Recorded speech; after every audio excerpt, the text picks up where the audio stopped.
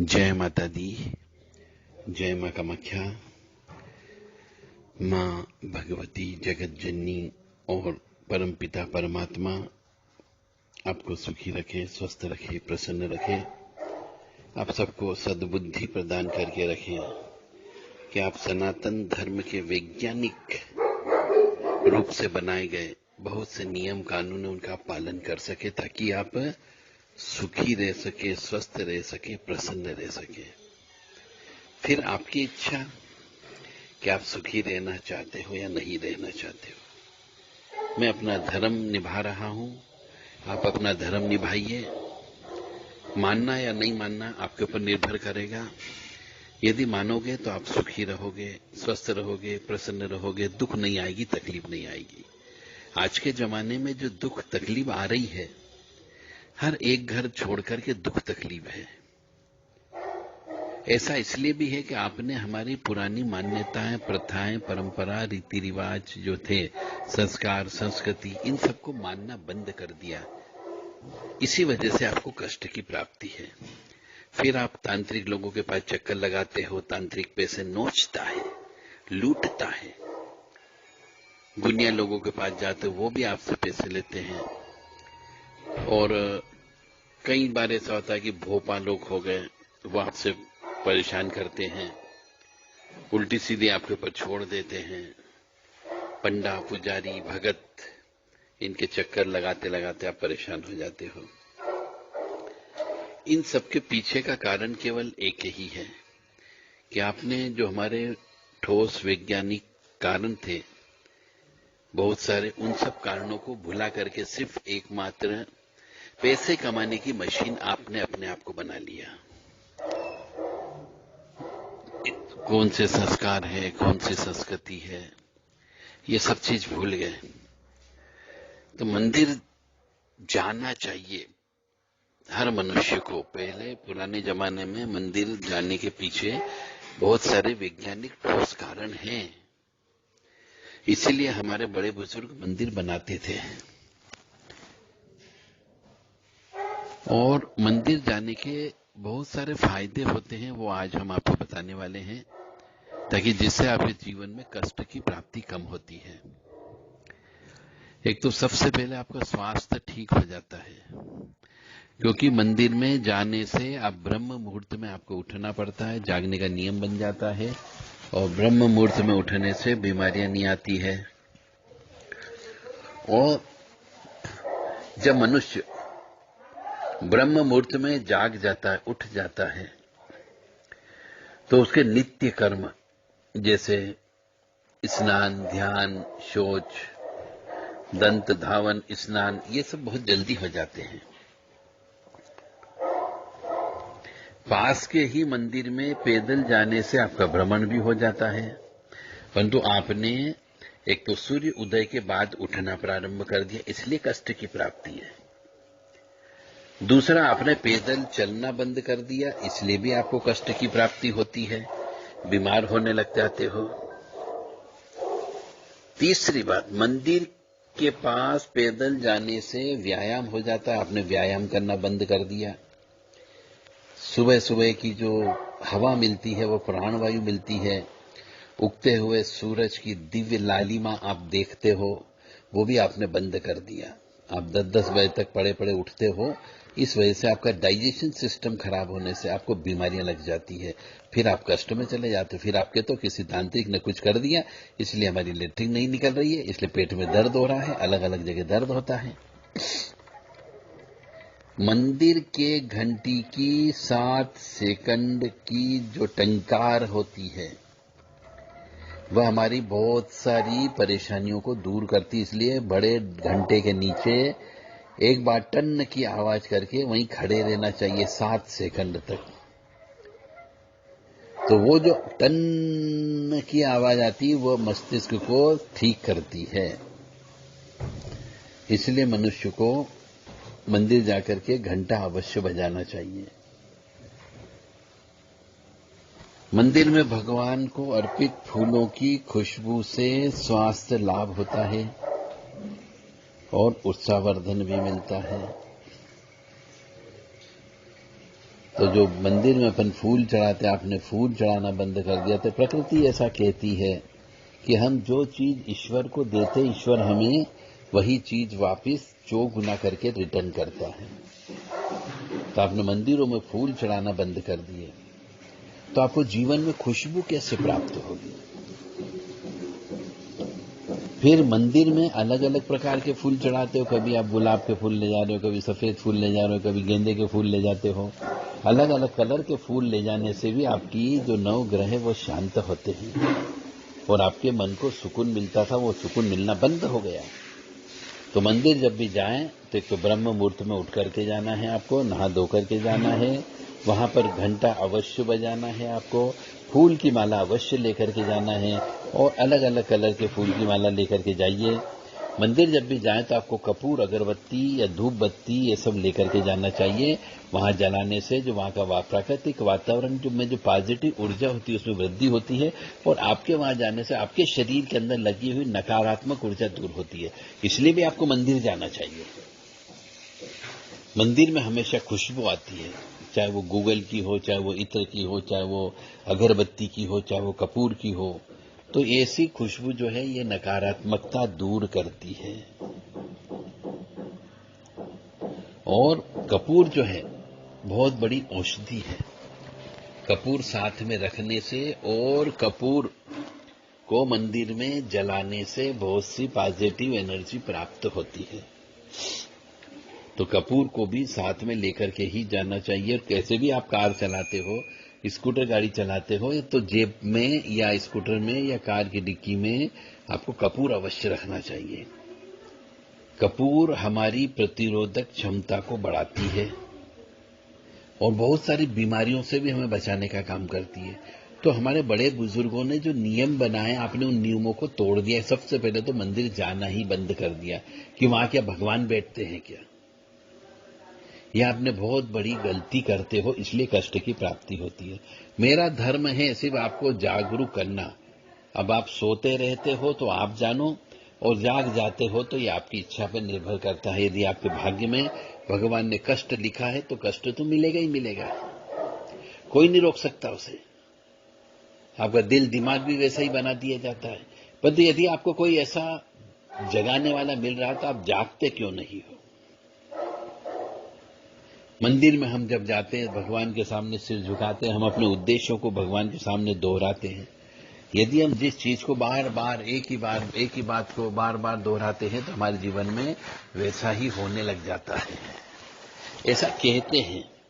तो मंदिर में जाते तो हम अपनी सकारात्मक ऊर्जा को बार बार दोहराते हैं, सफलता को अपने मांगते हैं, उद्देश्यों को दोहराने लग जाते हैं, तो वैसा ही ईश्वर से आशीर्वाद प्राप्त होता है।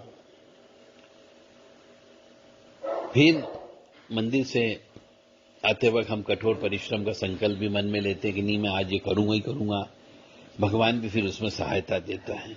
यदि मंदिर ही नहीं जाओगे तो आपके उद्देश्य कैसे पूरे होंगे?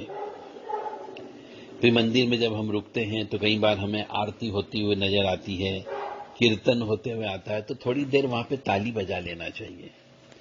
तो मंदिर में ताली बजाने से अपने शरीर पर बहुत अच्छा प्रभाव पड़ता है। एक्यूप्रेशर होता है, खून गर्म हो जाता है, नसों में खून दौड़ने लगता है, पैरालिसिस अटैक नहीं आता है। इसलिए मंदिर जाना चाहिए और मंदिर में आरती में शामिल होकर के ताली बजाना चाहिए। या ऐसे ही वहां बैठ करके जो भजन में आपको आए वो भजन बोलो, ऊर्जा उत्पन्न करो, ताली बजाओ, जिससे शरीर के अंदर ऊर्जा उत्पन्न होती है। हमने वो ताली बजाना भी बंद कर दिया। फिर आप पैसे देकर के योग वाले के पास जाओगे और योग वाला कहेगा सब 10 मिनट तक ताली बजाओ। अरे वो ताली घर भी बजा सकते थे, पर नहीं, आपको पैसे खर्च करके ताली बजाना है। फिर आरती में बहुत सारे शंख, घंटा, घड़ियाल ये सब बजती है। इन सब के बजने से मस्तिष्क की तरंगे स्पष्ट हो जाती है, नकारात्मक ऊर्जा दूर हो जाती है। और इसी वजह से हमारे बड़े बुजुर्गों ने पुराने जमाने में गाय, बैल, ढोर होते थे, उनके गले में भी घंटी लगाने का विधान बना दिया था, ताकि घंटी उनके गले से बजने से, चलने से वो घंटी बजती थी, जिससे पॉजिटिव एनर्जी निकलती थी। परंतु आजकल हमने चाइना की घंटियां नहीं आई हैं, ये घंटियां बंद कर दी है। ये भी गलत हो गई। वास्तव में घंटी का मतलब होता है कांसे की घंटी या पीतल की घंटी बजना चाहिए। ठीक। दूसरी बात है, आरती के दौरान हम कई बार ओम शब्द का जप करते हैं। जिस मंदिर में जाते हैं उस मंदिर के देवी देवता की आरती बोलते हैं। तो ये आरती बोलने से हमारा दिल दिमाग में एकाग्रता बढ़ती है, याद करने की शक्ति बढ़ती है। और आरती के बाद में या बीच बीच में शंख भी बजाया जाता है, जो स्वास्थ्य में वृद्धि करता है। तो मंदिर जाने से फायदे ही फायदे, नुकसान बिल्कुल भी नहीं है। हम जयकारा लगाते हैं अपने देवी देवता का, तो उनके प्रति समर्पण की भावना उत्पन्न होती है। कई कई मंदिरों में हम जाते हैं तो देश की रक्षा का संकल्प दिलवाते हैं, गो रक्षा का संकल्प दिलवाते हैं, धर्म रक्षा का संकल्प दिलाते हैं। इससे जो मंदिर में जाता है उस व्यक्ति के बालक बालिका के मन में संकल्पित कार्य करने की इच्छा प्रबल हो जाती है। और जब हम ऐसा करते हैं, कई बार बहुत से मनुष्य मंदिर जाते हैं तो दीपक भी जलाते हैं, ज्योत भी जलाते हैं।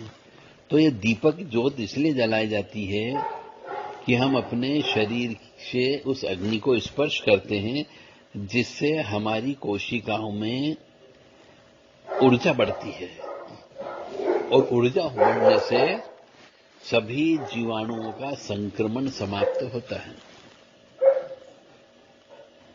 ज्योत जलाने के बाद में ज्योत को हम घुमाते भी हैं, फिर हम खुद भी ज्योत के ऊपर हाथ फेर करके, आंखों से लगा करके हम शरीर पर टच करते हैं। तो इससे हमारी आंखों की बुद्धि भी बढ़ती है और चेहरे पर तेज प्राप्त होता है। इसलिए ज्योत भी जलाना चाहिए।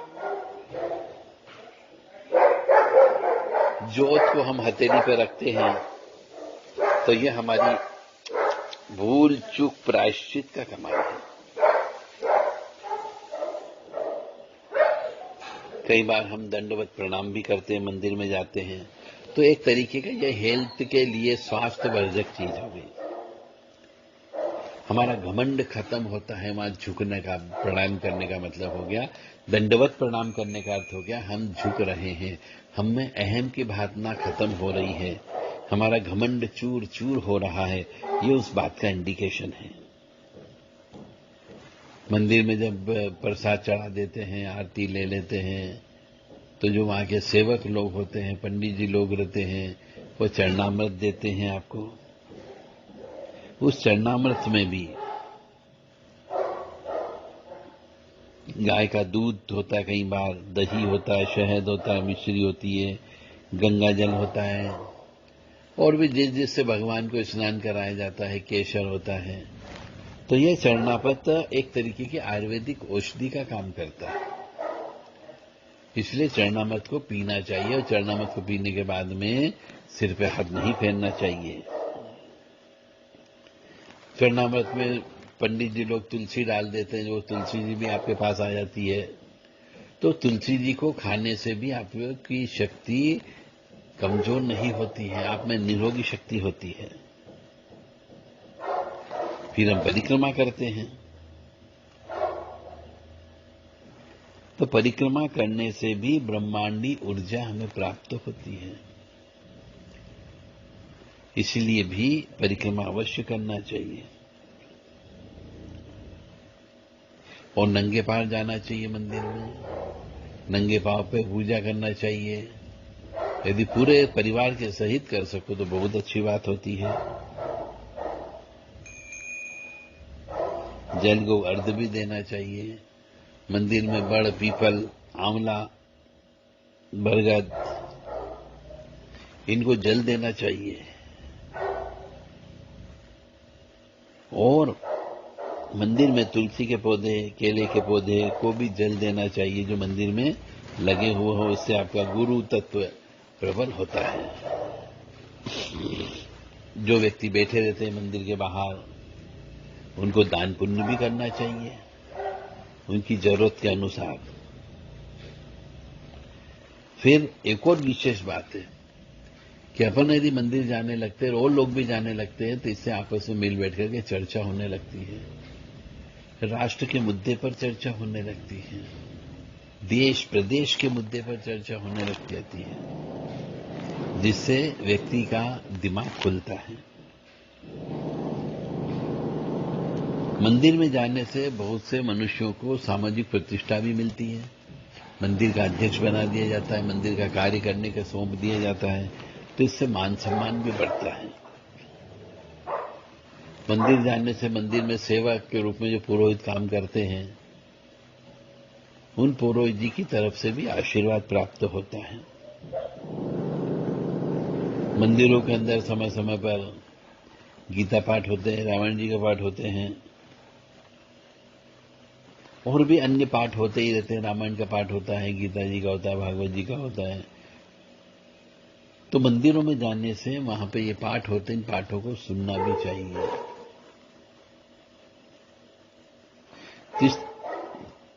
इस तरीके से मंदिर जाने से फायदे ही फायदे होते हैं। पंचांग का ज्ञान आपको होने लगता है, ज्योतिष शास्त्र का ज्ञान आपको पंचांग देखना आ जाता है, इसलिए मंदिर जाना चाहिए।